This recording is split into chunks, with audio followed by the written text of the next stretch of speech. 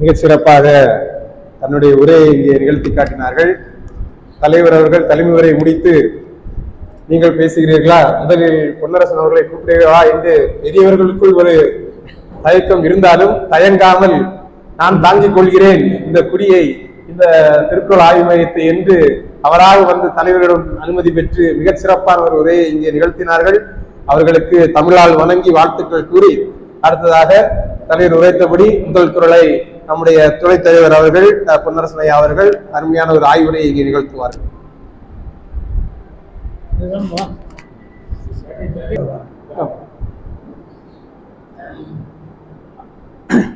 அன்பார்ந்த ஆய்வு மையத்துடைய தலைவர் அண்ணன் குமரி செல்வன் அவர்களே, ஏனைய குரல் அன்பர்களே, ஐயா புலவர் ஐயா அவர்களே, நீண்ட நாட்களாக காணலை, அதனால் இப்போ மகிழ்ச்சி. 2 முறையாக நாங்கள் பார்த்து கொண்டிருக்கிறோம், மகிழ்ச்சி. அனைவருக்கும் வணக்கம். முதல்ல நான் ஒரு செய்தியை சொல்லிடணும். அதாவது குடி செயல் வகை அதிகாரம்னு அறிஞ்சேன் வரிசையில் 103வது அதிகாரம். 2வது குறள் நான் 2-3 முறையாக நடந்துட்டு இருக்கனால 2வது குறள் நினச்சிக்கிட்டே தான் வந்தேன். ஒன்று சொன்னேன் எனக்கு 2வது, ஆனால் முதல் குறள் என்று அண்ணன் இப்போது சொல்லுகிறார்கள். முதல் குறளுக்குரிய பேராசிரியர் கோலப்பதாஸ், ஆனால் அவருக்கு முதல் குறளே இந்த ஒதுக்கல, அப்படிதானே? அதில் எனக்கு முதல் குறள் ஆயிடுச்சு. இருந்தாலும் சமாளிப்போம்னு நான் வந்திருக்கேன். அதனால் சமாளிப்பாக தான் நீங்கள் நினைக்கணும். நான் தம்பி சொன்னமா அருமையான ஆய்வுரை இல்லை, இது ஒரு சமாளிப்பு உரை தான். குடி செயல் வகைக்கு இல்லை இல்லை இல்லை அதையும் சேர்த்து வேணா பேசலாம். இல்லை அது நம்ம தம்பி குடி செயல் வகை என்ன அதிகாரத்தில் இப்போ நீங்கள் நினைவுபடுத்தினீங்க, குடிமை என்ற ஒரு அதிகாரம் இதுக்கு முன்னால் இருக்கு. அப்போ நம்ம அந்த குடிமை பற்றி கொஞ்சம் பார்க்கலாம். குடிமைனா இப்போது வழங்கக்கூடிய பொருள் அது என்னது? குடிமைக்கு நான் அதிகம் அந்த வண்டிகளில் பார்த்து பேருந்துகளில் சில குடிமை பொருள் அவசரம் எழுதியிருப்பான். இந்த தேர்தல் அவசரம் அப்படின்னு வண்டிகள் ஓடும். அது மாதிரி குடிமை பொருள் அவசரம்னா இந்த நியாய விலை கடைகளுக்கு வரக்கூடிய பொருள்கள். அப்போ குடிமை அது என்ன பொருள் இப்போ பயன்படுது? அப்போ அந்த பொருட்களுக்கு குடிமை பொருள் சொல்லுறாங்க.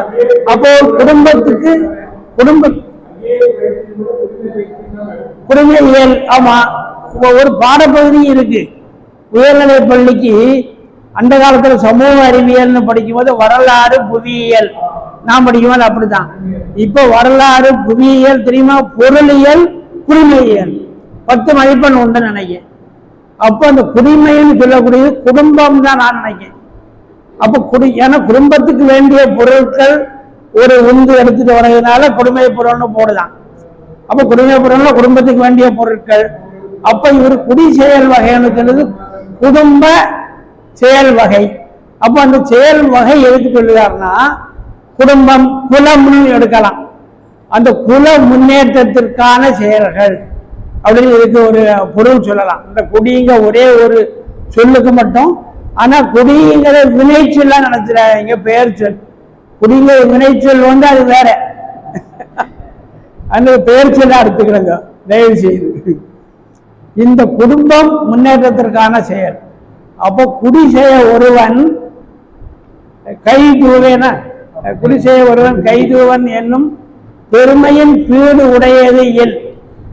அப்போ அந்த குடி செய்யணும் மட்டும் இருக்கிறதுக்குள்ள விளக்கம், அந்த 2 சொற்களுக்குள்ள விளக்கம் தன்னுடைய குலப்பெருமை துளங்க, தன்னுடைய குலப்பெருமை நாளும் எல்லா காலத்திலுமே நின்று நிலவ ஒருவன் நான் செய்ய மாட்டேன் என்று, அல்லது நான் அந்த குடிப்பெருமை விளங்கும் செயல்களை செய்ய என்னுடைய கை ஓயாது, கை ஓய மாட்டேன் என்று கருதுவனுடைய பெருமை பீடு உடையதியல். பீடு என்றாலும் பெருமை என்றுதான் பொருள், ஆனால் அது வந்து மிகச்சிறந்த பெருமை ஆயிருது. இந்த பெருமையிலும் பெருமை, அதை விட பெருமை வேறு இல்லை அப்படின்னு சொல்லியிருக்காரு. இதுக்கு நம்ம இந்த எடுத்துக்காட்டுகளா பார்த்தோம்னா தன்னுடைய குலப்பெருமை விளங்க, ராஜராஜ சோழனுடைய குலப்பெருமை எதனால வழங்குச்சு? அவர் வெற்றிகள்னால, அவர் செய்த போர்கள்னால. அவர் கப்பற்படை வச்சிருந்தாரு, அந்த படை வச்சிருந்தாரு, அதனாலதான் இல்லை. இலங்கையில வந்து கைதிகளை கொண்டு வந்து போர் வீரர்கள் ஆக்கினாரு அப்படிதானே ராஜராஜ சோழன். அதனால அவருடைய பெயர் வாங்கல. சொல்லுங்க பார்ப்போம், ராஜராஜ சோழன் பெயர் இந்த விளங்குவதற்கு காரணம் என்னது? அதுவும் பேச வேண்டி இருக்கு. ஆனா தஞ்சை பெரிய கோயில் இன்னைக்கு அப்படி நின்றுட்டு இருக்கு. அப்ப அவருடைய குலப்பெருமை அதுல விளங்குது, தஞ்சை பெரிய கோயில்னால விளங்குது. சரி, இளங்கோவடிகள் அவங்க அண்ணன் சேரன் செங்குட்டுவன் அவங்க 2 பேருடைய பெயர் ஏன் விளங்குது? இளங்கோவடிகள் ஒரே ஒரு சொல்லுதான் சிலப்பதிகாரத்தினால விளங்குது. அப்ப சிலப்பதிகாரத்தை இளங்கோவடிகள் சிலப்பதிகாரத்தை எழுத சொல்லி மற்ற புலவர்கள் வற்புறுத்தும் போது அதெல்லாம் இருக்கட்டும்பா, கதை எழுத எனக்கு நேரம் இல்லை, சோம்பலாருக்கு ஓய்ந்திருந்தால் அவர் கை தூவி இருந்தால் இன்னைக்கு நமக்கு சிலப்பதிகாரம் கிடைச்சிருக்காது, இளங்கோவடிகள் பெயர் நிலைத்திருக்காது. அவர் அதே மாதிரி சேரன் செங்குட்டுவன் கண்ணகிக்கு சிலை வடிக்க இமயமலை வடக்கே சென்று அங்கிருக்கிற வடபுலத்து மன்னர்களுடைய கல்லிலே தலையிலே கல்லேற்றி கொண்டு வந்ததாக நாம் இன்னும் படித்துக் கொண்டிருக்கிறோம். அப்ப அவருடைய அந்த கண்ணகிக்கு சிலை வடித்த அந்த செயல் தான். அதுக்கு இப்ப அது ஏதோ ஒரு பொம்பளை ஒரு ராஜாட்ட மன்னர்கிட்ட போய் சண்டை போட்டாலாம், மன்னன் அதனால தற்கொலை பண்ணி செத்துட்டானா, அதெல்லாம் ஒரு பெரிய கதையா? அவர் ஓஞ்சிருந்தா, அவர் கை தூவி இருந்தால் அவருடைய பெருமை இன்னைக்கு விளங்காது, இன்னைக்கும் நின்று நிலவாது. அப்ப இது போன்ற நம்ம பழைய புலவர்களையும் பழைய பேரரசர்களையும் பார்க்கும்போது அவங்க செய்த அந்த குடி செயல் தான், அந்த குடி செயல் தான் நினைக்கிறது. இன்னொன்று தூவேன் சொல்லுக்கு ஒரு பொருள் சொல்லலாம் நினைக்கிறேன். அதுல உள்ள சொல் தூவேன்றது எதிர்மறை ஆயிட்டு, தூன்னு சொன்னா வேண்டாம், தூக்கி எறியது தானே. அப்படி தூக்கி எறியாதவன் அதாவது அதான் ஓய மாட்டேன், கை அந்த செயலை செய்வேன் என்று கை தூவேன், கை விடுதல், அந்த கை விடாமல் இருத்தல் தான் தூவேன் எதிர்மறை ஆயிட்டு. கை விடாமல் நான் கை ஓய மாட்டேன், செய்தே தீருவேன். தந்தை பெரியார் சொல்லுவாரு, ஒரு முறை அவரு அலுவலகத்துல மாடியில இருக்காரு. அப்ப கீழே அறிஞர் அண்ணா இருக்காரு. அறிஞர் அண்ணா தந்தை பெரியார்கிட்ட பணியாற்றினவர்.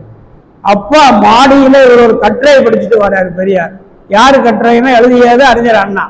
கட்டுரை படிச்சு படியிறங்கி மிகவும் சிரமப்பட்டு படியிறங்கி வந்து இன்னைக்கு உன் கட்டுரை ரொம்ப சிறப்பா இருக்குப்பா படிச்சு. அண்ணா அது பெரிய ஐயா, நீங்க எதுக்கு அதுக்கு இறங்கி வந்து சொல்லணும், நான் மேல வருவேனே, அல்ல நீங்க எப்பவாது கீழே வரத்தானே போய் அப்போ சொல்லலாம. அது கிடையாது, நினைச்ச உடனே சொல்லணும். சோம்பி இருந்தா போச்சு, சரி பிறகு தெளிவில்லானா மறந்து போகும், நாளைக்கு தெளிவில்லாம் மறந்து போகும். அதான் வேற கதைகள் வந்துடும், மறந்து போகும்.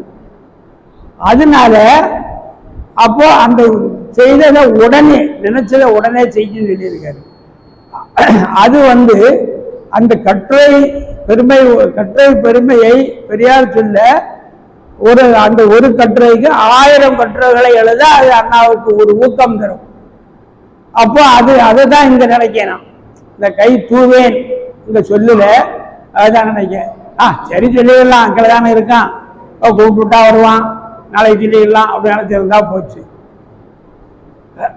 அப்ப இது போன்ற இதுதான் இந்த 10 பாடல்களுக்குள்ளே வருது. இங்க வேலரசுக்கு ஒரு திருக்குறள் அவர் சொன்னாரு, இன்னைக்கு அவரையும் காணல. குடி செய்வாருக்கு இல்லை பருவமும் கிடையாது, பருவம் பார்க்கக்கூடாது, காலநிலை பார்க்கக்கூடாது. அந்த காலநிலை அதுக்குன்னு ஒரு நேரம் வேண்டும், வேந்தற்கு வேண்டும் பொழுதுன்னு காலம் தவறாமல் வள்ளுவர் சொல்லியிருக்காரு.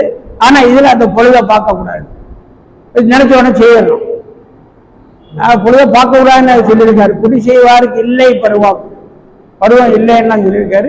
வேற இன்னொன்னு தன்மானம் கருதக்கூடாது, நான் நினைக்கிறேன் ஆங்கிலத்தில் உள்ள அந்த ஈகோ என்ற சொல்ல எடுக்கிறான்னு நினைக்கிறேன். ஈகோலாம் பார்க்க கூடாது, நினைச்சா செய்யணும். செய்தால் நம்முடைய பெருமை மட்டுமல்ல, நம்முடைய குடிப்பெருமை, நம்முடைய வழி வழியாக வரக்கூடிய குடிப்பெருமை விளங்கும் என்ற பொருளில் தான் அந்த குடிசைய ஒருவன் கைதுவேன் என்னும் பெருமையின் பீடுடையது என்று வள்ளுவர் பெருந்தகையார் இந்த குறளை தந்திருக்கிறார் என்று நினைக்கிறேன். வணக்கம்.